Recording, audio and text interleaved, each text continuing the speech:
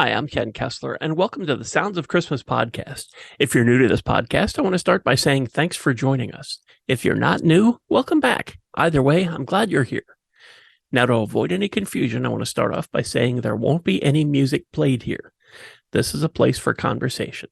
I'll talk about Christmas music and some related topics, sometimes by myself and sometimes with guests. If you're looking for music, just go to soundsofchristmas.com and click on the tree or the player on the front page or on the Listen Now page. We play the best variety of Christmas music all year long. Well, except in October, when we play the best variety of Halloween music. Bonnie and Diane from Keith are joining me today. Hi, Bonnie. Hi, Diane. Hi.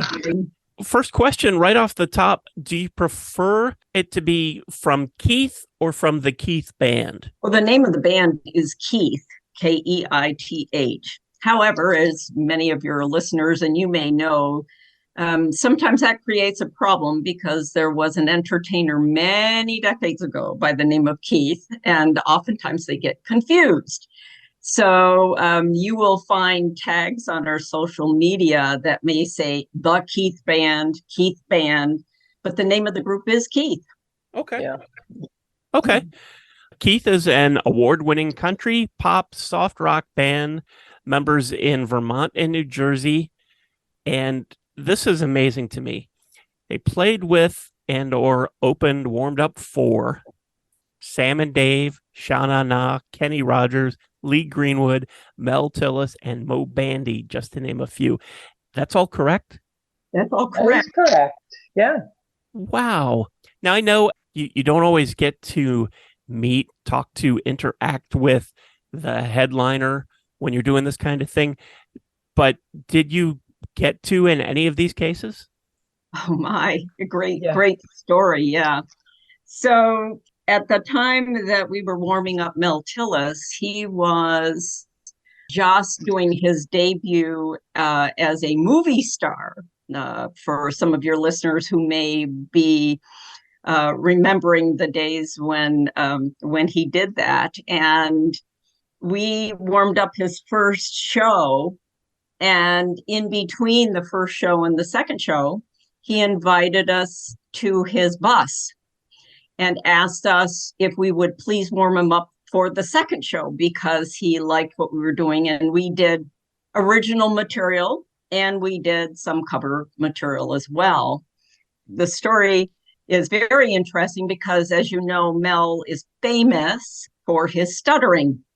Right. So when Mel is having a conversation, of course, he was always stuttering on stage. But in our conversation, when he was going through discussing his movie debut, which had yet not been released, he was reviewing it in the bus on a small TV screen, and he was very excited about it. He didn't stutter at all.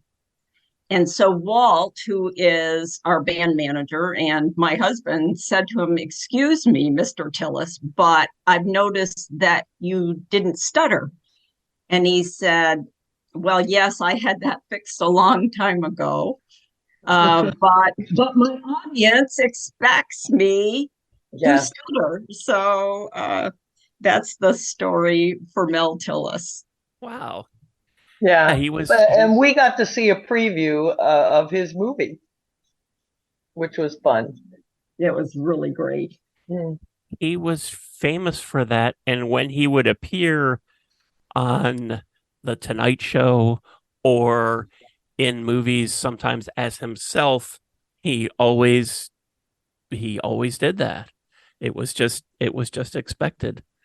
And Sam and Dave, yeah. It just surprised me because I know that Keith has been around for a while, but I know Dave's been gone for I don't know, 30 years, maybe 30, maybe more. Well, so Keith has been around for a while, but certainly they were late in their career, I think, right. As I know. Yeah. Right? I mean, as I recall. Yeah. Yeah. Another one we warmed up, which was really fun, was Steve Miller Band. And we were in opposite rooms at a hotel up here that's no longer exists. But So when we played, they would come and listen to us, and then we'd take a break and they would play and we could go listen to them. And we did that a few times during the night, and and got to chat with them. So that was fun. Wow. What a great memory to have, to be able Yeah. to, it's one thing to be able to warm up for somebody that you admired, you had their records, maybe they even inspired you, but to get to actually connect with them, to talk, that's terrific. And it just doesn't happen that often. So that's great. I don't want to spend the whole time on this episode talking to all the brushes with greatness that you had. Flash forward to 2016, I think, and your all original pop album, How We Rock, is out, considered for a Grammy. What can you tell me about how that came to be? Well, they were songs that my other brother, Bob, and I wrote several years prior to that. And then we decided, let's get these recorded and see what happens. And so then Walt, Bonnie said is our manager, submitted it to the Grammys, and they liked it enough and invited us. So we got to go to the Grammys, and the album was Grammy considered. Wow. Yeah. And that happened again for a single a couple of years later, didn't it? Yes. We released Tropical Therapy. Yeah. Diane was talking with me one day, and she said, we've got to encourage people to get out of the cold weather. We're always talking about wanting to be warm, she and I. And so she wrote Tropical Therapy with Bob, and we recorded it. And it was almost a crossover song in a way, because it's a little bit Jimmy Buffett-ish, And so it was released. And again, Grammys gave it a nod and invited us yet a second time, because it was fresh and new and we're a bit different, right? So that made it interesting to them, and they were impressed by the quality of the recording, the song, the lyrics, and the whole mastering process. So you have this history of performing with so many amazing people, some of the big names in the history of popular music, shifting the focus then to original material, Grammy consideration, and then who makes the decision that maybe it's time for a Christmas song? Walt did, actually, my brother Walt. When was that, Bon? In 2019, I think. It was in 2019, just before COVID, as you can imagine, right? We said, you know what, let's have a legacy of Christmas material, and let's start with at least releasing our first single, or maybe an album. We actually started talking about doing an album right off. However, as many of us were interrupted, COVID kind of interrupted that process a bit, right? So Diane would tell the story, and I think you should tell Ken the story of how that got written, and then ultimately we recorded it. But you and Bob were writing the song, right? Well, I can remember I was on the phone with Walt and you, Bonnie, and talking when Walt first said, "Hey, let's do a Christmas song, and possibly an album, and why don't you pull up some of the old songs and see what we can do about changing lyrics, maybe come up with something new, rewrite it." And Bob had written a song, and I had written the lyrics several years prior to that, and it was called what was that called? Something Magic. It Must Be Magic, yeah. And I said, "Oh, how about that one? We'll call it Christmas Magic." And Walt and Bond said, "Oh yeah, that sounds good. Let's do that." And so then COVID hit, and so Bob and we did tweak the song musically. He changed a few chords, and I actually came up with the bridge melody, but we couldn't get together because of COVID, didn't want to get together indoors. So he and I would drive, we live in the same town, so we would drive to it's a medical kind of facility on the weekend, and it's the parking lot was absolutely empty. So we would meet there and be outside, and he would bring his guitar, and I'd record it on my phone, and then go home, and then we'd tweak it a little, and so several weeks in a row we would go and meet in this parking lot and wrote the song that way. That was 2020, and then well, we then actually had to record it remotely, right? I mean, we couldn't think about it. Everybody who might be a listener can, suffered through those days where we couldn't get together. The good news is that there's digital capability, and we did it in pieces. We laid down a bed.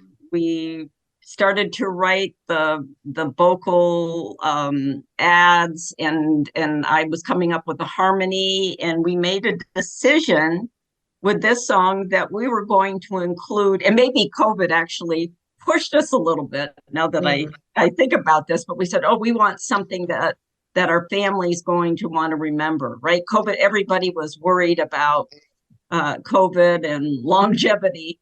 And we had all of our children and extended family, grandchildren, and they're all performing the introduction to this song. They all sang it one track at a time. So Walt does the initial engineering on this, and you can imagine how many tracks this song had.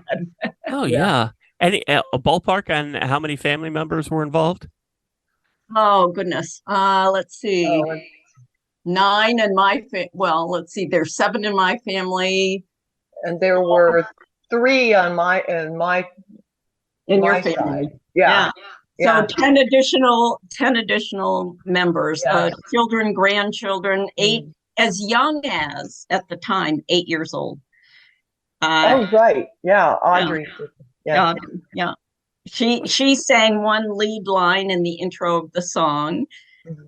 She goes, "Santa Claus is coming," and she feels like she's a star, So.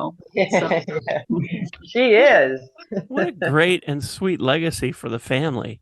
Yeah, we really wanted to do this for them, so that Christmas is in the future.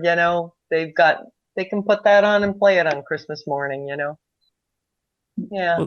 Well, the single is called Christmas Magic, and you can find it on all the streaming places. Keith, Christmas Magic. You had mentioned the idea of a Christmas album. Is that still something that you guys are thinking about? It is. We're going to do, I think we've decided on, we have 2 more original Christmas songs we're working on that will be ready next year. And then we're going to add 2 more, traditional songs. And I think we pretty much decided on 5, right, Bon? 5 or 6. It depends on how motivated we get. It may be an EP. And it all comes down to how rapidly we can pull them together. The originals will be done pretty soon, actually, but not early enough, of course, to release this year. And so we'll have at least 3 originals, and then we're going to do the Keith version of some cover songs as well. So that's the plan. Any ones in particular, or do you want to keep that to yourselves for the time being? We know what we're thinking about, but let's keep it to ourselves right now, because we haven't sat down to go through them yet completely. What do you think, Di?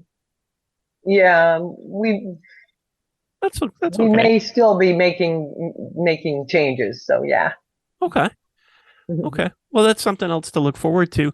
What else do you guys have cooking for 2023? Well, our country album, which is an all original country album, is going to be fully featured starting in January. We have two single releases off that album that we released over the last 3 months or so. One is called Company Man. The second featured single is Sit This One Out. The name of the album is called Keith Country. And it's an all original 10 original song album, and it will be hitting with full force, full album after the first of the year. We already have 2 music videos for that album. We don't want to leave Christmas magic, since this is a Christmas show. Right. That sounds like Christmas. Christmas Magic actually has a Christmas video. And if people are following us on Facebook, they're going to see some little video vignettes as well, running up to this year's re-release of that video. It's out there right now on YouTube. And so we encourage everybody to go and see what fun we had with that. So that's good too. And I think a couple of those videos have already popped up on your Facebook page. Yes, the vignettes have. Yes, yeah, that's what I meant. Yeah. What we call the vignettes. Yeah. The Facebook page, it's Keith, all caps, and you'll see a picture of the 5 band members on the top of the page. You know what? Go to the website. It's www.keithband.com. And that takes you everywhere you want to go. It'll take you to YouTube, Facebook, Twitter. You'll see it allows you to navigate all over, right? The internet. Yeah. I was going to ask what the best way is for people to keep up with you. And it's probably the website, because it takes the guesswork out of it as far as looking for Keith and having that get confusing with anybody else with that name. But when you get to keithband.com, if you scroll down, there are links for Facebook and Twitter, and there are also links to Amazon and to Apple and Spotify, so you can stream Christmas Magic that we've been talking about. And you can also check out some of the other songs. And there's also a link to Keith's YouTube channel where you can see the videos. And I always tell people, when you go there, subscribe so you'll get a notification when there's new stuff. It sounds like there's new stuff just around the corner. Right. There is, and there's more. We're actually filming right now. You know, we don't stop. We're already filming an additional music video for another song off the country album called Keith Country, which will also be released probably at the end of the first quarter next year. Not too far away, actually, right? Not too far away. No, it'd be sooner than we all think. Yeah. You know, something else, when you go, I was talking about subscribing on YouTube. You can do that on Spotify as well. You can, I think they call it something else. It might be follow.